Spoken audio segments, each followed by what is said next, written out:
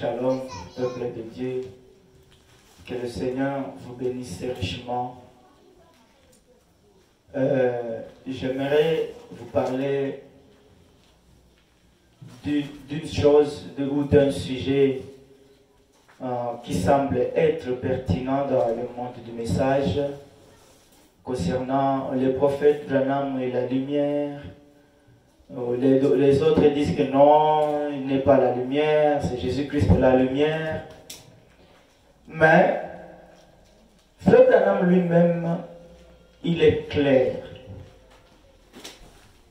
Il dit que Moïse, il dit Jérémie, il dit Élie, il dit Noé, tous ces prophètes-là étaient des lumières pour leur époque. Maintenant, si Frère Branham lui-même dit que Moïse ou Noé était la lumière pour son temps, parce qu'il était le prophète de l'âge, celui que Dieu avait envoyé à ce temps-là pour construire l'arche telle que nous connaissons. Si Branham lui-même dit que Noé était la lumière pour son temps, mais qu'en est-il maintenant d'aujourd'hui? Mais nous avons reçu aussi un prophète. Pourquoi quand nous disons que Frère Branham est la lumière pour cet âge, les gens, certaines personnes ne veulent pas accepter.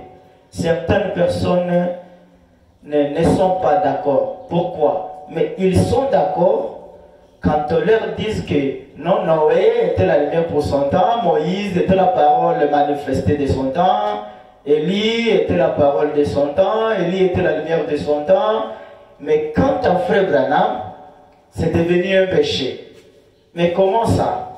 Lisons Frère Branham lui-même, et puis chacun de nous, il va tirer sa propre conclusion. Qu'en est-il d'aujourd'hui? Écoutez, Frère Branham, je lis dans la prédication, il y a ici un homme qui peut allumer la lumière. Au paragraphe 191, je vais lire aussi 192. Écoutez vous-même. Il est la lumière. Ainsi, Noé était la lumière en son jour. Il était la lumière. Noé était la lumière en son jour. Noé était cette lumière. À quoi servait cette lumière? À manifester la parole de Dieu. Noé était la lumière de son temps parce que c'est bien lui qui avait manifesté la parole de son temps. Je vais vous faire remarquer ici une chose. Quand on dit que Noé était la lumière de son temps, lumière ne commence pas par minuscule, mais plutôt par majuscule. Noé était la lumière de son temps, c'est-à-dire la grande lumière. Écoutez, j'exterminerai de la face de la terre l'homme que j'ai créé. Construis une arche et que tous ceux qui voudront y entrer soient sauvés. Noé se présenta là et dit, il n'y a qu'un moyen, et c'est l'arche. Ils le traitèrent de vieux fou et de fanatique. Noé était la lumière de l'heure, certainement. En son jour, en son âge, il fit jaillir la lumière. Je vais lire aussi au paragraphe 17.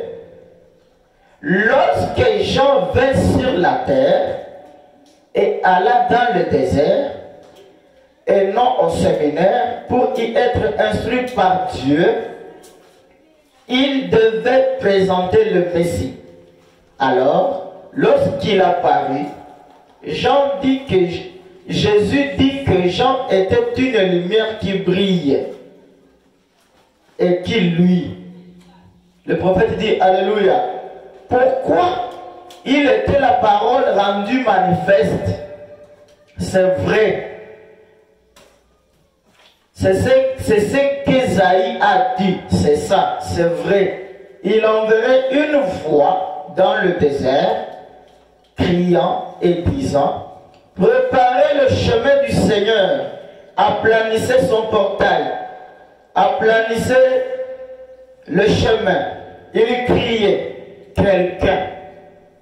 La voix de quelqu'un qui crie dans le désert. Voilà, il apparut. Qui était-il? La voix de celui qui crie dans le désert. Qui était-il? La manifestation de la parole, la lumière. C'était le même Dieu qui avait parlé dans la Genèse, qui avait dit ceci. Et voilà que la vie est apparue. De même qu'il avait dit que la lumière du soleil soit. Et le soleil est venu à l'existence. Il avait donc dit que la voix de quelqu'un crierait dans le désert. Voilà qu'il apparut. Il était la lumière de l'heure. Jean aussi était la lumière de l'heure. Parce que c'est bien lui qui avait manifesté la parole de ce temps-là.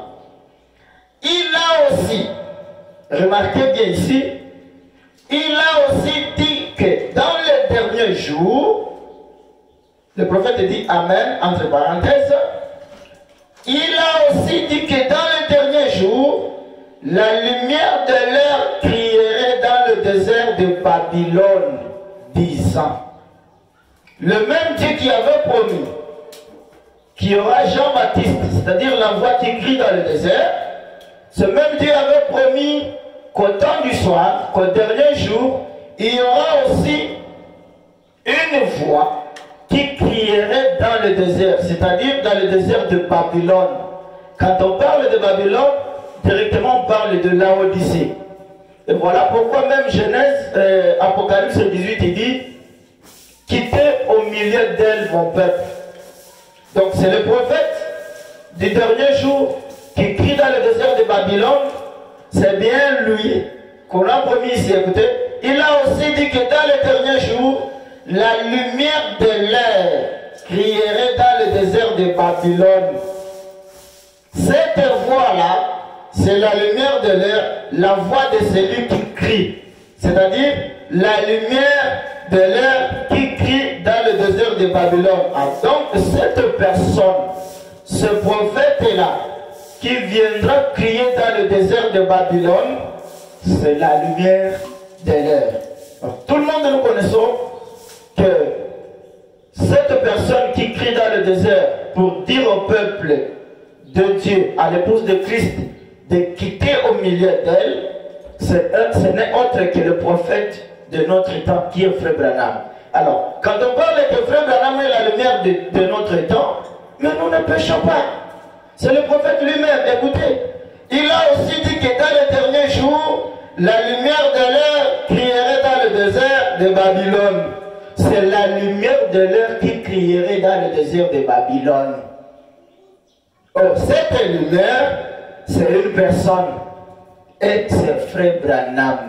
Écoutez, disant, sortez du milieu d'elle, mon peuple, en fait que vous ne participiez point à ses péchés. Ne touchez pas à sa chose impure.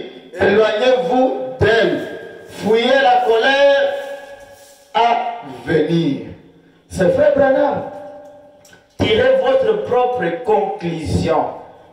Quand Frère Branham dit que le même Dieu a promis que dans les derniers jours, il y aura une lumière qui crierait dans le désert de Babylone, et nous connaissons que c'est notre que Frère Branham. Alors tirez votre propre conclusion. Moi, ma conclusion est que c'est Frère Branham qui crierait dans le désert.